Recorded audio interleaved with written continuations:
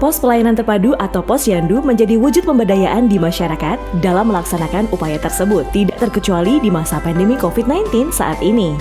Dengan disiplin menerapkan protokol kesehatan, Posyandu dapat terus melakukan tugasnya secara aman. Aman untuk kader, aman untuk orang tua, aman untuk bayi dan balita. Coronavirus Disease 2019 atau COVID-19 adalah penyakit saluran nafas yang disebabkan oleh virus corona jenis baru. Gejala yang muncul berupa batuk, demam, hingga sesak nafas.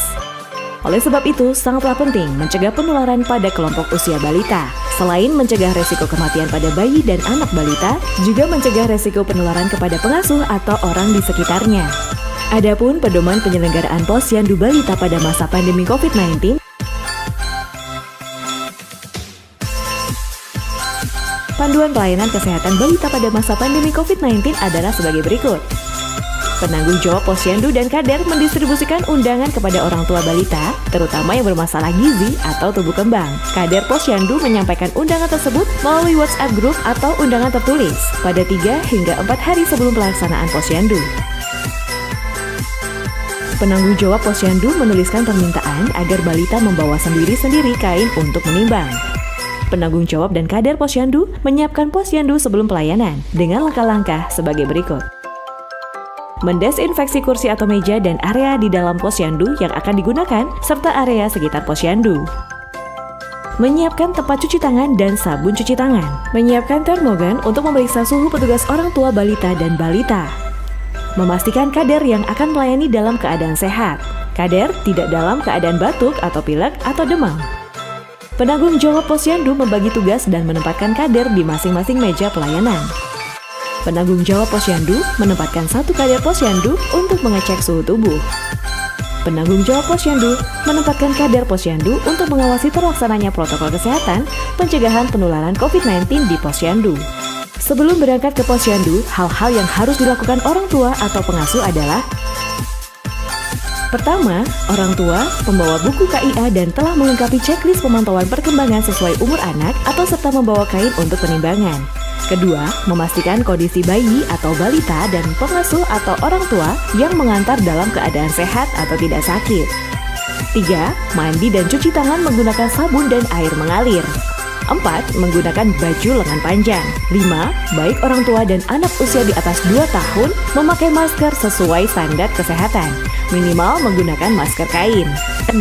Pengantar atau pendamping balita hanya 1 orang untuk mencegah kerumunan orang yang terlalu berlebihan. 7. Keluarga balita yang baru datang dari luar daerah harus melakukan karantina 14 hari dan tidak disarankan hadir hingga masa karantina selesai dijalankan.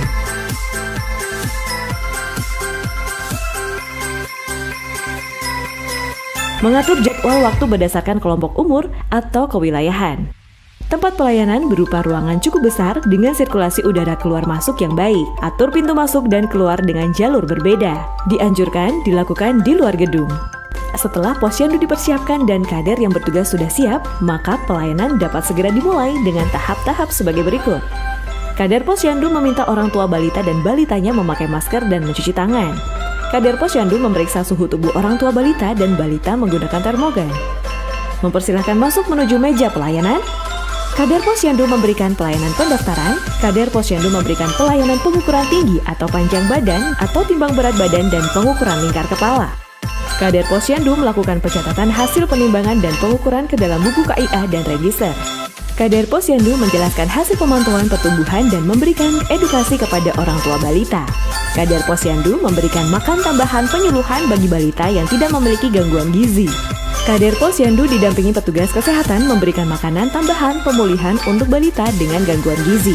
Kader Posyandu merujuk balita yang mengalami gangguan pertumbuhan dan perkembangan. Petugas kesehatan memberikan pelayanan bagi balita yang membutuhkan pelayanan kesehatan. Kader Posyandu mengingatkan orang tua balita untuk kembali melakukan penimbangan di bulan selanjutnya setelah pelayanan selesai. Kader Posyandu mempersilahkan orang tua balita segera pulang dan meminta mencuci tangan terlebih dahulu sebelum pulang. Cara pengisian KMS Balita. Perlu diketahui, KMS Balita dibedakan antara KMS anak laki-laki dengan KMS anak perempuan. KMS untuk anak laki-laki berwarna dasar biru dan terdapat tulisan untuk laki-laki. Sedangkan KMS untuk anak perempuan berwarna dasar merah muda dan terdapat tulisan untuk perempuan. Bagian KMS Balita. Bagian pertama ada grafik pertumbuhan anak 0 hingga 24 bulan.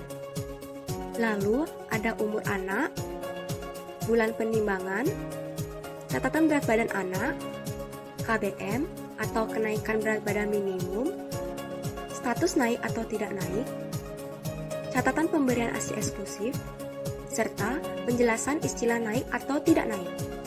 Pada bagian 2, ada catatan pemberian kapsul vitamin A dan catatan imunisasi. Pada bagian 3 berisi grafik pertumbuhan anak 25 hingga 36 bulan, umur anak, bulan penimbangan, catatan berat badan anak, KBM atau kenaikan berat badan minimum, dan status naik atau tidak naik. Pada bagian 4 berisi pesan pemberian ASI dan makanan balita, pesan penanganan diare, dan pola perkembangan anak 0 hingga 59 bulan. Pada bagian 5 berisi lembar judul dan identitas balita. Langkah-langkah pengisian KMS Balita.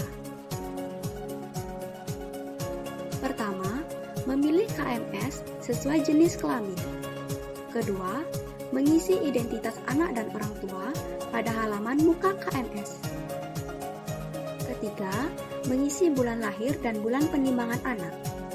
Tulis bulan lahir anak pada kolom umur 0 bulan, kemudian tulis semua kolom bulan penimbangan berikutnya secara berurutan. Apabila anak tidak diketahui tanggal kelahirannya, tanyakan perkirakan umur anak tersebut. Contohnya, penimbangan dilaksanakan pada akhir bulan Agustus tahun 2008. Bila ibu atau pengasuh mengatakan anak baru saja berulang tahun yang pertama bulan lalu, berarti umur anak saat ini yaitu 13 bulan. Jadi, tulis Agustus di bawah umur 13 bulan. Jangan lupa tulis bulan saat penimbangan pada kolom sesuai umurnya, kemudian bulan berikutnya secara berurutan. 4. Meletakkan titik berat badan dan membuat garis pertumbuhan anak. Letakkan plot titik berat badan hasil penimbangan. Contohnya, Aida dalam penimbangan bulan Juni 2008, umurnya 4 bulan dan beratnya 6 kg.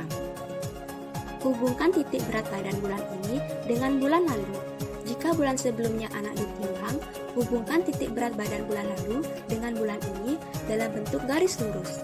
Apabila anak bulan lalu tidak ditimbang, maka garis pertumbuhan tidak dapat dihubungkan. 5. Mencatat setiap kejadian yang dialami anak. Contoh, pada penimbangan di bulan Maret, anak tidak mau makan. Saat ke posyandu di bulan Agustus, anak sedang mengalami diare. Penimbangan selanjutnya di bulan September, anak sedang demam. 6. Menentukan status pertumbuhan anak. Status pertumbuhan anak dapat diketahui dengan dua cara, yaitu dengan menilai garis pertumbuhannya atau dengan menghitung kenaikan berat badan anak dibandingkan dengan kenaikan berat badan minimum atau KBM. Contoh, poin A dikatakan tidak naik karena grafik berat badan memotong garis pertumbuhan di bawahnya, atau kenaikan berat badan kurang dari KBM, yaitu kurang dari 800 gram. Poin B dikatakan naik karena grafik berat badan memotong garis pertumbuhan di atasnya, atau kenaikan berat badan lebih dari KBM, yaitu di atas 900 gram. Poin C dikatakan naik karena grafik berat badan mengikuti garis pertumbuhannya, atau kenaikan berat badan lebih dari KBM, yaitu lebih dari 500 gram. Poin B dikatakan tidak naik karena grafik berat badan mendatar, atau kenaikan berat badan kurang dari KBM, yaitu kurang dari 400 gram. Poin E dikatakan tidak naik karena grafik berat badan menurun, atau grafik berat badan kurang dari KBM, yaitu kurang dari 300 gram. 7. Mengisi catatan pemberian imunisasi bayi. Tanggal imunisasi diisi oleh petugas kesehatan setiap kali setelah imunisasi diberikan. 8. Mengisi catatan pemberian kapsul vitamin A. Tanggal diisi oleh kader sesuai dengan tanggal dan bulan pemberian kapsul vitamin A oleh kader. 9. Isi kolom pemberian ASI eksklusif. Beri tanda rumput atau centang bila pada bulan tersebut bayi masih diberi ASI saja, tanpa makanan dan minuman lain. Bila diberi makanan lain selain ASI, bulan tersebut dan bulan berikutnya diisi dengan tanda minus. Tindak lanjut hasil penimbangan. Pertama, bila berat badan naik. Berikan pujian kepada ibu yang telah membawa balita ke posyandu. Berikan umpan balik dengan cara menjelaskan arti grafik pertumbuhan anaknya yang tertera pada KMS secara sederhana. Anjurkan kepada ibu untuk mempertahankan kondisi anak dan berikan nasihat tentang pemberian makan anak sesuai golongan umurnya. Anjurkan untuk datang pada penimbangan berikutnya.